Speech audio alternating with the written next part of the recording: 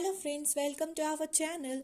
Today we are going to discuss about the immunoglobulin fine structure, and here we will be discussing the different structural levels of the immunoglobulins. It's very important. It was found that the immunoglobulin structure was determined by all these different levels of the structure or the organization of the proteins. So first we will say about the primary structure. Primary structure, as we know, it's just the simple array of the proteins in the straight line, and it was found that from this primary structure we were able to explain the variable and the constant regions of both the chains, that's heavy chain and the light chain of the antibodies. Now is the secondary structure, and secondary structure is formed from the primary structure. When the folding starts occurring in the primary structure, it results in the formation of the secondary structure. But these folds are in the form of the antiparallel beta sheets. We are saying about the antiparallel, that means they will be in different direction, in opposite directions. The sheets will run in the opposite directions as I have shown here.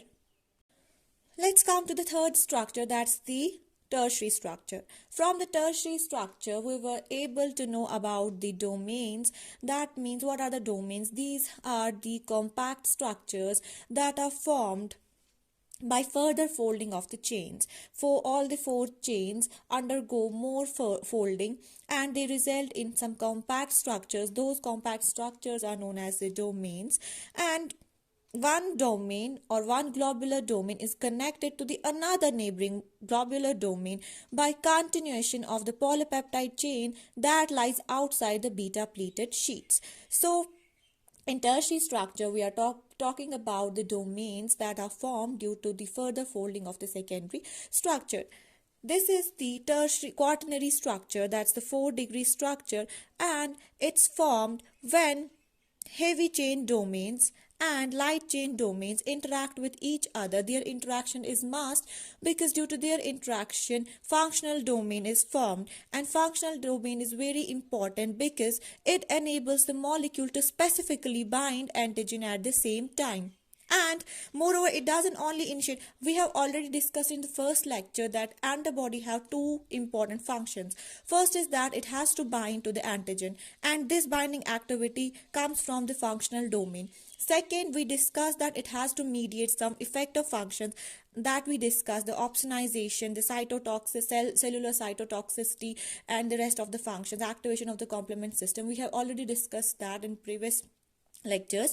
So these effector functions are due to the functional domain, so it's very important. Heavy chain and the light chain domain has to interact with each other so that they will form the functional domain. Now we know that we have two different types of the chains in our antibody, light chain and the heavy chain, and in both chains we have domains present, but their number may vary.